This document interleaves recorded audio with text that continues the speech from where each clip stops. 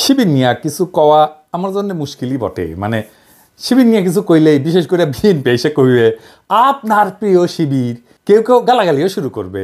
কথাটা মিথ্যা না, শিবির প্রসঙ্গে আমার কিঞ্চিত দুর্বলতা আছে, এটা আমি আগেও বলছি। তাও আমি চেষ্টা করব বস্তুনিষ্ঠভাবে আলাপটা করার। আমি যে কথাগুলো বলবো আপনারা কানেক্ট করতে পারবেন ঐতিহাসিক ঘটনার সাথে। আমি যে শিবিরকে এক্সট্রা খাতির করি নাই, জামাতকে এক্সট্রা খাতির করি নাই, সেটা আলাপ শেষ হইলেই বুঝবেন। জুলাই বিপ্লবের শিবিরের ভূমিকা বা কৃতিত্ব যদি বুঝতে যাই, তাহলে একটু পিছে থেকে শুরু করতে হবে। প্রথমে দেখবো আমরা হাসিনার বাকশালী শাসন এবং বাঙালি জাতীয়তাবাদের ইতিহাস চর্চার দিক থেকে। আন্দোলনের নেতাদের বয়স কত? ধরেন 20 থেকে 35, এইটুকু। তাহলে এদের রাজনৈতিক আর ঐতিহাসিক চেতনা পুরাটাই গড়ে উঠছে হাসিনার কঠোর বাকশালী শাসনে, বাঙালি জাতীয়তাবাদের একচেটিয়া দখলের মধ্যে, তাই না? এই তরুণ তরুণীরা কি দেখলো রাজনৈতিক পরিসর হিসাবে? তারা দেখলো বাংলাদেশ পুরোপুরি ভারতের দখলে। এই দেশের সংখ্যাগরিষ্ঠ মানুষের ধর্ম সংস্কৃতি যেন লজ্জার বিষয়। তারা নির্যাতনের শিকার। বাংলাদেশের রাস্তায় দাড়ি টুপি নিয়ে হাঁটা যায় না, পুলিশ ধরে। বাংলাদেশের সব মসজিদ হয়ে উঠছে আল আকসা মসজিদের মতো। ইসরায়েলের মতো পুলিশের ঠাসা থাকে মসজিদ। বাসায় ধর্মীয় বই রাখা যায় না, বলে জিহাদি বই। দাড়ি টুপি থাকা মানে তারা আয়নাঘরে আটকায় রাখা যায়। আয়নাঘরের দেয়ালে যে লেখা, সেটা তো সারা বাংলাদেশের সাধারণ মুসলমানের আর্তনাদ। আলেমদের নির্বিচারে গণহত্যা করা যায়। সর্বজন শ্রদ্ধেয় আলেমকেও রিমান্ডে অত্যাচারের শিকার হইতে হয়। বছরের পর বছর আটকা থাকে বিনা বিচারে।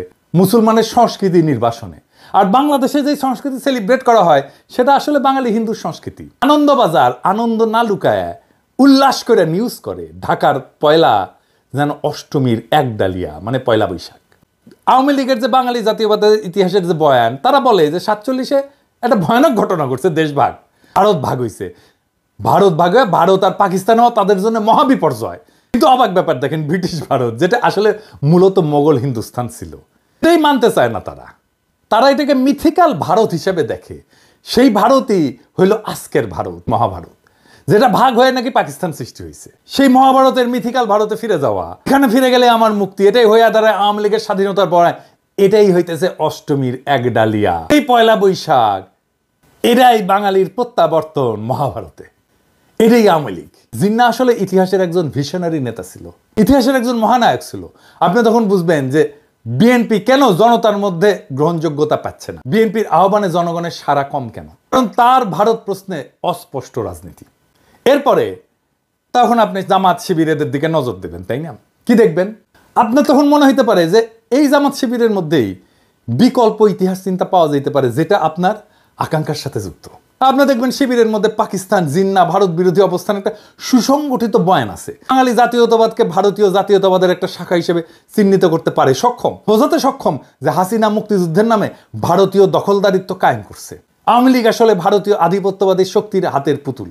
এমনকি মওদুদি এবং জামাত পাকিস্তানের যে বিরোধিতা করছিল, তারাও এখন জিন্নাকে তাদের বয়ানে গ্রহণ করছে। তখন শিবির জামাত দেখলে আপনার মনে হইতে পারে যে এইটা বাংলাদেশের মানুষের মুক্তির একটা পূর্ণাঙ্গ প্যাকেজ। ইতিহাস বোধ আছে, ধর্ম আছে। আপনি যখন এই বিকল্প ইতিহাস চিন্তার সামনে এসে দাঁড়াবেন জামাত শিবিরের, তখন দেখবেন যে বিএনপি কেন জনগণের আস্থা পাচ্ছে না। কিন্তু আপনি যদি আরো গভীরে যান, তাহলে দেখবেন যে জামাত শিবিরের ডাকেও জনগণ সাড়া দিচ্ছে না। কেন?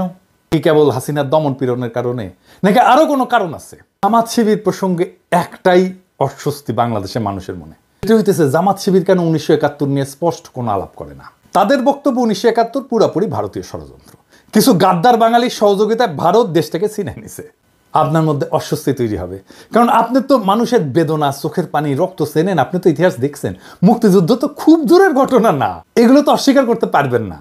আপনার তখন মনে হবে একদম নিরপেক্ষভাবে দেখলে 1971-এর ঘটনা কেবল ষড়যন্ত্র, দুর্ঘটনা না, এটি ইতিহাসের একটা গভীর বাস্তবতা, যেখানে লাখো মানুষের রক্ত ঝরছে। জামাত আর শিবির যেই বয়ানি আনুক না কেন, তারা যেই প্রশ্নের উত্তর দিতে পারবে না, এখনো পারেনি। এটা হচ্ছে 25শে মার্চ তো একটা জেনোসাইড হয়েছিল, গণহত্যা হয়েছিল, তাই না? আপনারা তার প্রতিবাদ তো করেন নাই। রাজনীতিতে জেনোসাইড একটা decisive moment, very decisive moment. আপনাকে এই সময় ভিকটিমের পক্ষ নিতে হবে। ওই মোমেন্টে পক্ষ নিতে না পারাটা রাজনৈতিক ব্যর্থতা। এই যে এক্স শিবির ধারণা, এইটা হইতেছে শিবিরের সেই অংশ যারা শিবিরের হিস্ট্রিগ্রাফি, ইতিহাসবোধ, হিস্ট্রিসিজমকে ওন করে, আবার 1971-এর 25শে মার্চের রাইট ডিসিশন নিতে না পারাটাকেও ডিজওন করে। ভারতের সেনাপ্রধান বলছে যে এই সরকারের সাথে সম্পর্ক নাই, কিন্তু আর্মির সাথে ভালো সম্পর্ক আছে। মানে বাংলাদেশের সরকারের সাথে সম্পর্ক নাই, বাংলাদেশের আর্মির সাথে সম্পর্ক আছে। তার নির্বাচিত সরকারের সাথে সম্পর্ক করবি, এই সরকারের সাথে প্রফেসর ইউনূসের সরকারের সাথে সম্পর্ক করবি না। মানে ইন্ডিয়ার সেনাপ্রধানও বাংলাদেশের দ্রুত নির্বাচন চায়, বুঝিছাও? যা করার ও আকারের সাথে করে নাও বাপধান। বাংলাদেশের নির্বাচিত সরকারের সাথে হয়তো এই টার্মে সম্পর্ক থাকবে, পরের টার্মে থাকবে না। পররাষ্ট্র উপদেষ্টা তো হাত কসলাইতে কসলাইতে শেষ। ইন্ডিয়ার রাষ্ট্রদূতকে ডেকে বলতে পারবে যে তোমার আর্মি চিফ তো সরকারের সাথে সম্পর্ক রাখতে চায় না, তো তুমি এমবেসি খুলে বসে আছো কে, রাস্তা মাপো। তো এই কয়েকদিন ছাত্রদল, বৈষম্য বিরোধী ছাত্র আন্দোলন আর ছাত্র শিবির নিয়ে মহা গ্যাঞ্জাম চলিচ্ছে। আমরা অনেকেই কইছে দাদা আপনি কিছু বলেন। আমি ছাত্রদল, বৈষম্য বিরোধী ছাত্র আর ছাত্র শিবির সবাইরাই তো ভালোবাসি, স্নেহ করি। প্রশ্ন হইতেছে বাংলাদেশের তরুণদের এইভাবে বিভক্ত করলো কে? বাংলাদেশের তারুণ্যকে বিভক্ত হইতে দেওয়া যাবে না তো। আমার ডাইন হাতের সাথে বাম হাতের লড়াই কে লাগাই দিল? সবাইরে অনুরোধ, প্রেসিডেন্ট, সেক্রেটারি, শীর্ষ নেতারা এই সব দলের কেউ অন্যের বিরুদ্ধে বলবা না। আজ থেকে টিভি চ্যানেলে গিয়ে তর্ক করবা না, ডিফিউজ করো এখন থেকে। সফল হয়েছে তারা, পরস্পরের সাথে সংঘাত লাগাই দেওয়া সফল হয়ে গেছে। তবে এই ঘটনাগুলোর মধ্যে সবচেয়ে আলোচিত যে শব্দগুলো হইতেছে তাতে শিবির এক শিবির। জুলাই আন্দোলনের নেতাদের মধ্যে যে এত শিবির থাকার ব্যাপারটা এবং আন্দোলনে যোগ দেওয়া অনেকের, বিশেষ করে এই যে সেকুলার শহুরে এলিটদের, এদের মনে মনে হয় লজ্জা লাগিছে। এমনকি হাসিনাকে হটানোর আন্দোলনেও তারা নামছিলেন। এই ব্যাপারে আফসোসও দেখা যাচ্ছে কারো কারোর মধ্যে। ঠিক আছে, জাতীয় নাগরিক কমিটি যেটা হয়েছে না, এর মধ্যে অনেক উলটপালট চলতেছে। এক শিবিরদের নাকি ভালোভাবে অন্তর্ভুক্ত করা হইতেছে না, আবার যারা তাদেরকে নিতেছে না তারাও নাকি জীবনে কোনো না কোনো সময় শিবিরের সাথে সংশ্লিষ্ট ছিলেন।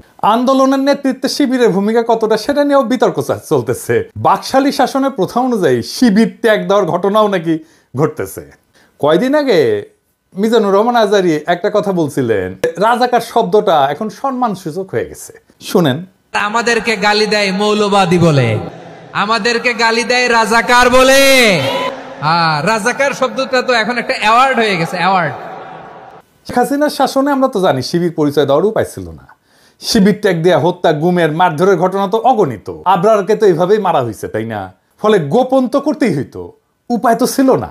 হাসিনাকে হটানোর পরে বহু বছরের বার্তা ভেঙে গেছে।